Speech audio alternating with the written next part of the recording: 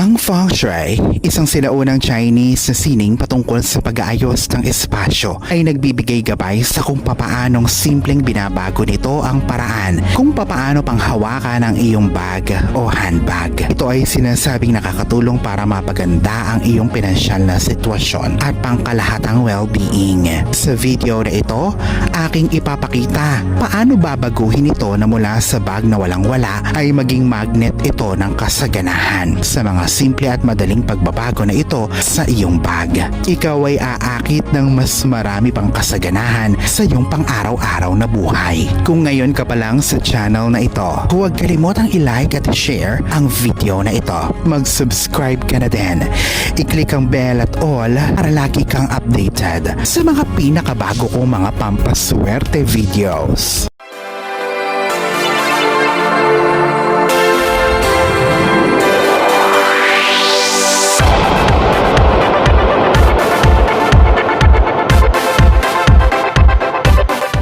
Una, hindi mo dapat ito inilalapag sa sahig base sa feng shui, lalo na sa sahig ng mga restaurant o mga pampublikong gusali gaya ng banyo o restroom. Sumisimbolo ito sa leakage ng pera mula sa iyong buhay. Imbes ang bagay dapat na nakasabit o nakalagay sa isang maayos at malinis na lugar at huwag sa sahig.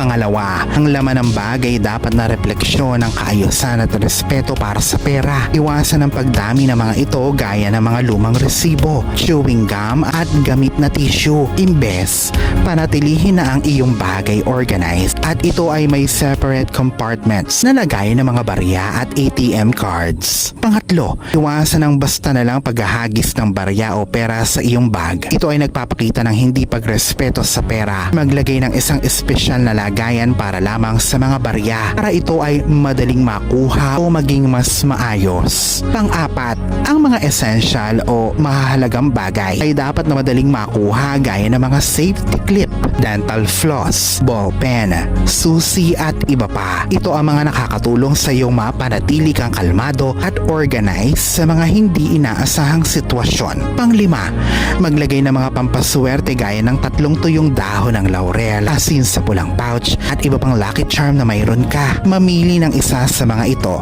Ito ang siyang magpapaganda ng enerhiya dito at siya ding aakit ng pera at magagandang oportunidad. Pang-anim, pumili lamang ng bag hindi lamang sa style o disenyo nito, kundi base sa pagiging komportable mo. May sapat na lagayan para sa mas madaling pagsasaayos. Ang bag dapat ay refleksyon ng iyong personal na estilo at mga pangangailangan. Pang-pito, dapat na pinagbabasehan din ang emosyon sa pagpili at pagbili ng handbag o bag.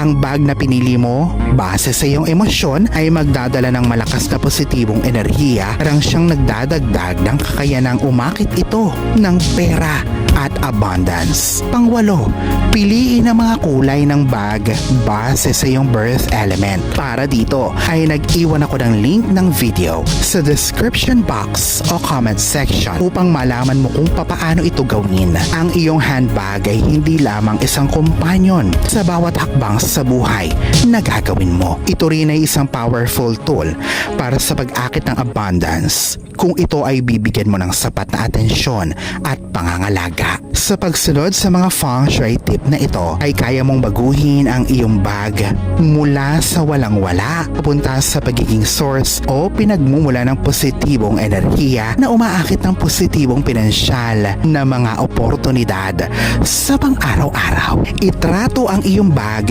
hindi lamang bilang lagayan, kundi gawin mo din itong simbolo ng kayamanan at tagumpay na siya mong daladala palagi. Alalahanin na sa poong may kapal pa din, nagmumula ang lahat ng pagpapala, ang kasipagan at ang kabutihan sa ating kapwa kasabay ng buo mong pananalig sa may kapal. Ang siya pa rin na dapat ay manaig. Ang mga ito ay mga gabay lamang. This is Fidel Rosario. Thank you for watching.